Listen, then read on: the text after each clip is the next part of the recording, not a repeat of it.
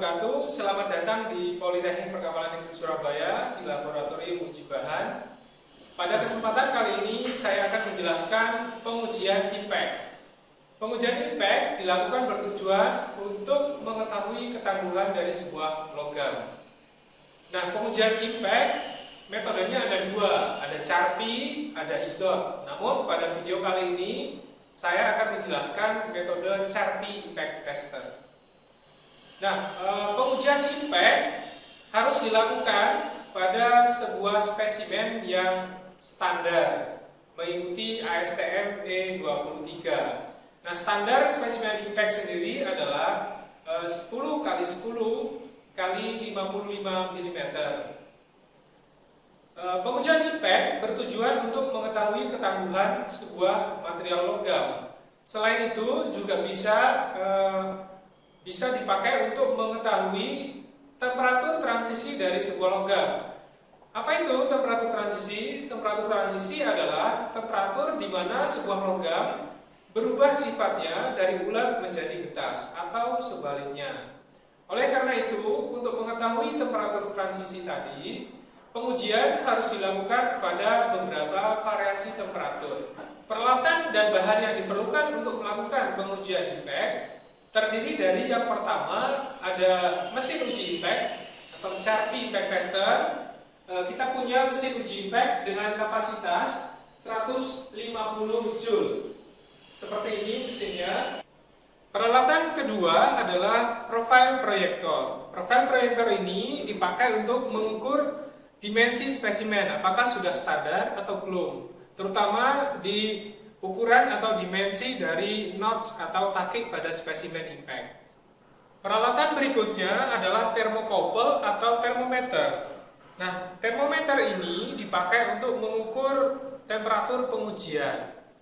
Berikutnya ada alat ukur yaitu vernier caliper atau jangka sorong, dipakai untuk mengukur dimensi spesimen impact. Berikutnya ada palu, kemudian ada stamping, dan ada tang penjepit untuk mengambil spesimen dari chamber. Nah, stamping ini dipakai untuk menandai spesimen atau memberikan identifikasi pada spesimen. Bahannya adalah kita membutuhkan media, bisa media pemanas berupa kompor atau apapun ya, atau oven, bisa berupa media pendingin. Karena kita tidak memiliki peralatan media pendingin seperti cooling chamber, maka saya menggunakan es kering atau dry ice. Kemudian nanti dry ice akan saya campurkan dengan alkohol ya untuk men-setting temperatur pengujian impact nantinya pada berbagai variasi temperatur. Sebelum masuk ke langkah pengujian impact, saya akan menjelaskan bentuk spesimen standar dari uji impact menurut ASTM E23. Seperti inilah bentuk standar spesimen uji impact. Spesimen uji impact memiliki dimensi penampang melintang 10 x 10 mm. Kemudian dimensi panjangnya adalah 55 mm.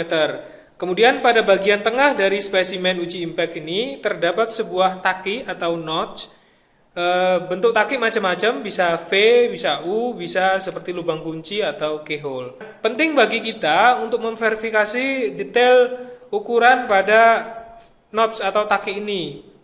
Di standar dikatakan bentuk taki V ini sudutnya 45 derajat, kedalaman 2 mm.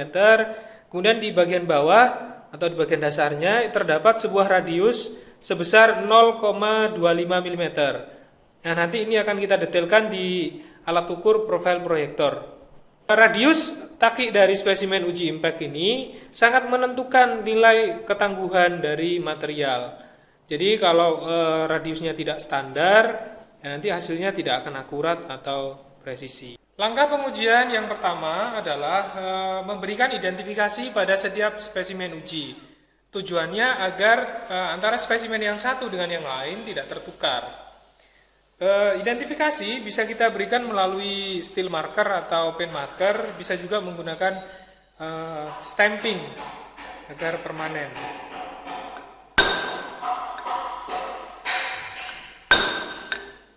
Identifikasi ini kita berikan di kedua ujung spesimen, sehingga manakala spesimen ini nanti patah jadi dua, kita bisa tahu pasangannya yang mana. Identifikasi kita lakukan secara keseluruhan pada setiap spesimen.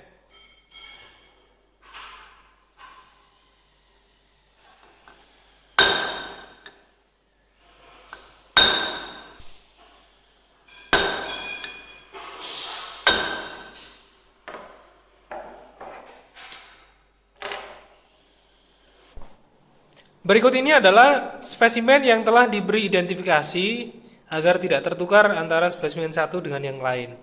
Langkah berikutnya adalah melakukan pengukuran dimensi pada setiap spesimen. Dimensi apa yang diukur? Ya, pertama kali kita harus ukur dimensi penampang melintangnya ini, ya, lebarnya, ya.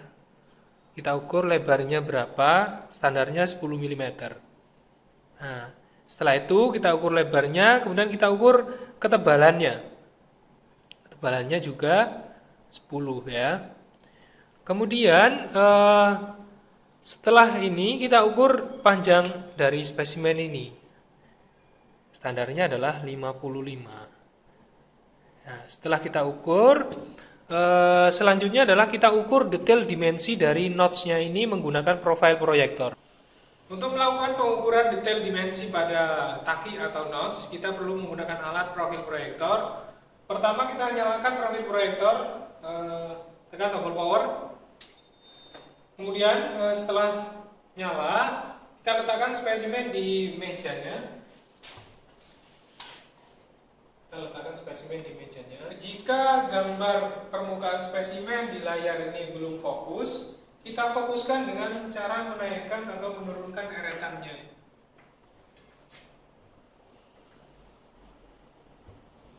Kita dapatkan sampai gambarnya benar-benar fokus, kemudian baru pengukuran dilakukan. Ini adalah profil dari V-notch.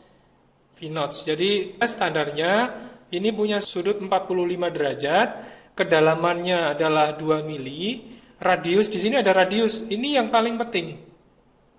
Radius ini standarnya adalah 0,25 dengan toleransi plus minus 0,025. Nah, ini yang paling penting kita ukur karena ini sangat mempengaruhi nilai ketangguhan.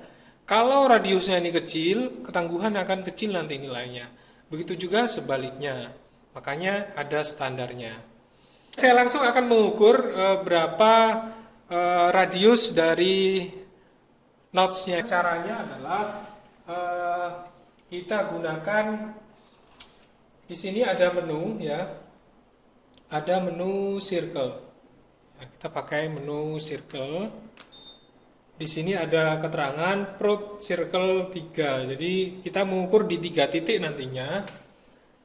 Kita mengukur di 3 titik. Caranya adalah saya paskan di sini ada center point. Ya, jadi ada center point di sini, bisa diperdekat lagi. Nah, itu ada center point di sini. Nah, center point ini kita letakkan di 3 titik area pengukuran. Pertama saya lakukan di sini. Kemudian setelah pas, saya klik enter. Saya klik enter di sini. Nah, ini sudah 2 more point, 2 titik lagi. Nah, saya geser lagi titiknya. Saya ukur di bagian dasar ini. Nah, ini. Kemudian saya tekan enter lagi. Di sini akan 1 more point, 1 poin lagi. Saya akan ambil titik sebelah kanan. Tadi di awal sebelah kiri. Kemudian saya tekan lagi, enter lagi. Nanti ini akan muncul. Ini adalah radiusnya. Dan ini adalah diameternya. Jadi radiusnya 0,14. Ini jauh dari standar. Sekarang saya akan menunjukkan, karena tadi hasil pengukuran spesimennya adalah tidak standar. Saya ambil satu spesimen pembanding yang ukurannya sudah masuk persyaratan ASTM E23. Ini ada 2 spesimen saya gandeng. Yang bawah ini adalah yang tadi. yang radiusnya sebesar sekitar 0,14. Kemudian ini adalah spesimen yang ukuran radiusnya memenuhi standar. Nah, terlihat perbedaannya, ini radiusnya kecil sekali. Yang diminta 0,25, hasil pengukuran tadi sekitar 0,14. Sementara kalau kita lihat ini adalah kurang lebih radius yang memenuhi standar. Ada perbedaan. Kemudian kalau kita lihat sepintas, di sini sudut dari notch-nya, ini saya yakin ini tidak 45. Ini yang 45 yang atas. 45. Ini kedalamannya 2, ini bisa kita ukur. Jadi penting bagi kita sebelum melakukan uji impact adalah untuk melakukan verifikasi radius dari notch itu. Oke. Sebelum melakukan pengujian, saya akan menjelaskan fungsi dari masing-masing bagian pada mesin ini. Yang pertama, ada pendulum atau striker. Pendulum atau striker ini punya beban punya massa sebesar 96,5 Newton. Kemudian panjang length of arm-nya, panjang lengannya adalah 0,8 meter, di mana sudut yang terbentuk antara starting position ini dengan garis normalnya adalah 160,43 derajat. Kemudian kapasitas dari mesin ini sebesar 150 Joule. Kemudian di bagian ini ada skala yang akan dibaca nanti saat pengujian. Di dalam skala ini tercantum nilai ketangguhan dari material yang diuji. Jadi ada 3 skala, ada yang paling luar, ini menunjukkan besarnya ketangguhan dalam satuan Joule. Kemudian skala yang tengah ini dalam satuan beda lagi, yaitu feet pound. Kemudian yang paling dalam ini menunjukkan sudut pendulum ini setelah menumbuk spesimen nanti di dalam satuan derajat. Saya akan melakukan pengujian spesimen pada suhu ruang, yaitu sebesar 29 derajat Celcius. Pertama, kita harus angkat pendulum atau striker dari mesin uji impact ini ke posisi awal, starting point, sampai bunyi klik kunci. Kemudian langkah berikutnya, langkah kedua, kita atur skala penunjuk, ya, skala penunjuk nilai ketangguhan pada posisi 0 juga, ya. Dengan cara menekan pin di sini, kemudian kita putar hingga jarum penunjuk ini berada pada posisi 0 derajat.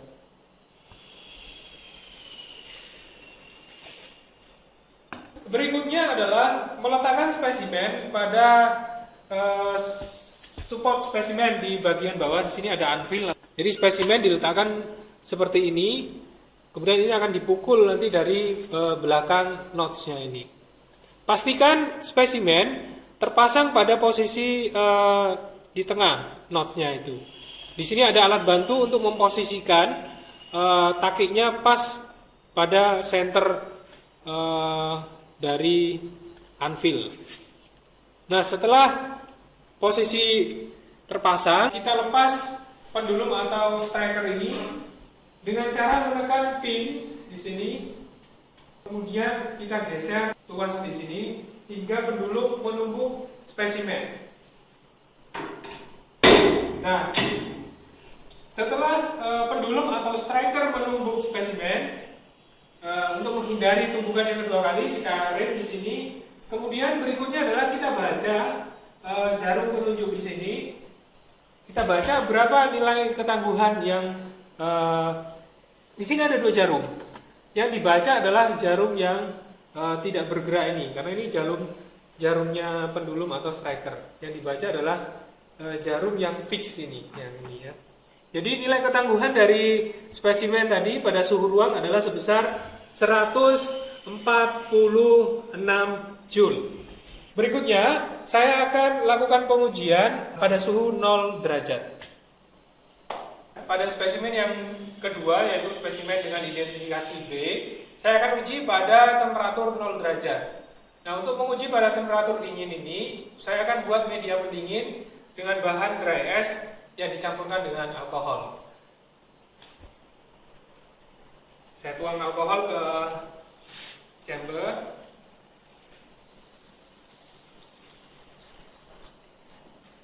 Ya. Kemudian kita ukur suhunya berapa supaya jangan sampai terlewat. Kemudian kita campurkan sedikit dry ice, sedikit demi sedikit kita hancurkan dry ice-nya.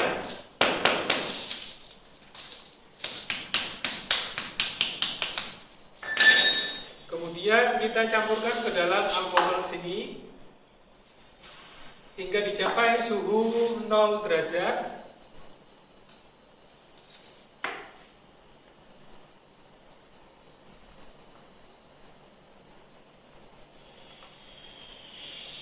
Mesin 14,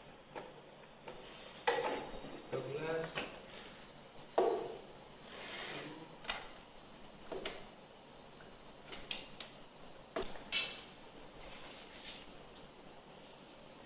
Ini adalah media campuran antara dry ice dan alkohol, mana suhunya sudah kurang lebih 0 derajat, sini minus 0,1. Sebenarnya di ASTM diatur toleransi suhu pengujian itu adalah plus minus 1 derajat, jadi tidak masalah. Ini minus 0, naik lagi kita tambah. Nah, begitu suhu pengujian sudah dicapai, kita masukkan spesimen ke dalam media pendingin setidaknya selama 5 menit. Spesimen kita rendam selama 5 menit di suhu 0 derajat plus minus 1 derajat. Setelah 5 menit tercapai, selanjutnya kita langsung melakukan pengujian dengan cara memindahkan spesimen ke anvil. Pemindahan spesimen harus dilakukan secepat mungkin, dan mesin sudah disetting pendulum strikernya di posisi atas. Kemudian jarum juga sudah harus diatur di posisi 0. Baru kita langsung pindah spesimen uji ini secara cepat supaya tidak ada perubahan suhu yang signifikan.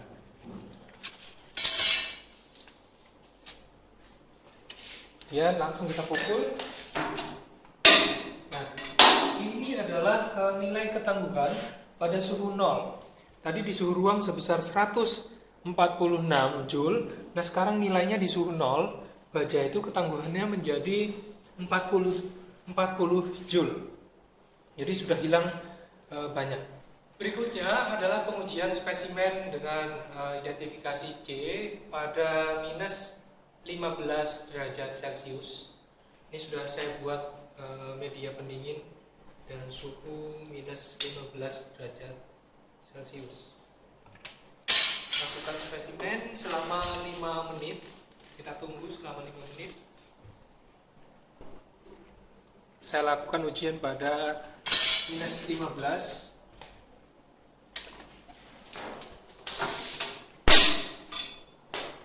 Ya, ini nilai ketangguhan spesimen baja tadi pada suhu minus 15, yaitu sebesar 20 Joule.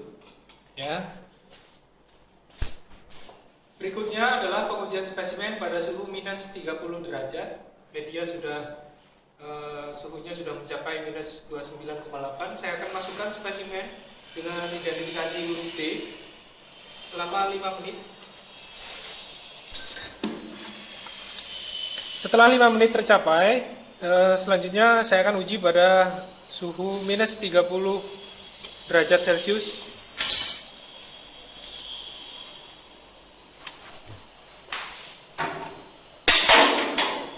Ya, hasil ketangguhan logam pada minus 30 derajat Celcius sebesar 12 Joule. Berikutnya adalah pengujian spesimen pada suhu minus 45 derajat Celcius. Kita dinginkan spesimen kurang lebih 5 menit. Pengujian spesimen pada suhu minus 45 derajat Celcius.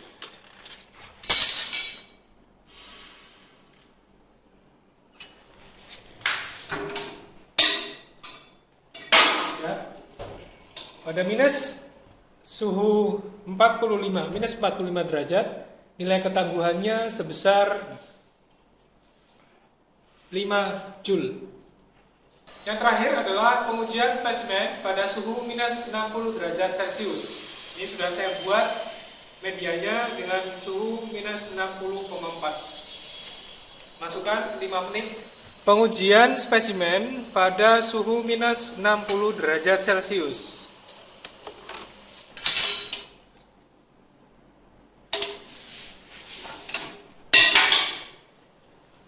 Ini adalah nilai ketangguhan logam baja pada suhu minus 60 derajat Celcius, yaitu sebesar 3 Joule. 3 Joule. Setelah pengujian selesai dilakukan, kita mendapatkan informasi nilai ketangguhan logam dari mesin uji impact. Selain informasi mengenai ketangguhan logam, kita juga bisa memperoleh informasi mengenai pola patahan dari masing-masing spesimen. Dari sini kita bisa lihat seberapa besar pengaruh temperatur pengujian terhadap pola patahan dari spesimen. Kita lihat di suhu pengujian 29 derajat Celcius ini terjadi banyak deformasi dan permukaan patahannya menunjukkan patahan ulet atau ductile. Ciri-cirinya adalah permukaan patah ulet itu terjadi banyak deformasi, jadi ada deformasi di sini yang dinyatakan dengan lateral ekspansi atau ekspansi lateral. Kemudian kalau kita lihat ciri berikutnya adalah permukaannya berserabut. Permukaan patahannya kita lihat di situ ada tone surface ya. Tone surface berserabut dan buram gitu ya. Berbeda halnya dengan spesimen yang patah getas. Kita lihat di suhu 0 derajat Celcius di sini sudah terjadi kombinasi dua pola patahan. Yang pertama bisa kita lihat di sini ada pola patahan getas yang ditandai dengan permukaan yang seperti ada shiny atau berkilau di situ, ada butiran-butiran seolah-olah ada grain, ada butirannya terlihat. Namun kemudian pada bagian yang bawah itu sedikit buram, itu adalah tanda pola patahan ulet. Nah, pada bagian ini saya tunjukkan di bagian ini yang sedikit buram ini ya. Ini adalah pola patahan ulet. Ada sedikit deformasi di sini, ada sedikit terjadi lateral ekspansi. Jadi ini ada dua kombinasi patahan, ini yang brittle fracture atau getas, kemudian ini yang ductile. Di suhu minus 15 derajat Celcius juga masih terlihat ada dua kombinasi pola patahan di sini. Ada brittle fracture dan ada sedikit sudah mulai semakin berkurang ductile fracture-nya di sini. Ya, lateral ekspansinya sudah mulai berkurang, semakin kecil lagi. Hampir tidak ada. Kita lihat di suhu minus 30 derajat Celcius. Ya, ini pola patahannya sudah nyaris hampir 100% brittle fracture. Nah, ini pola patahannya sudah nyaris 100% brittle fracture.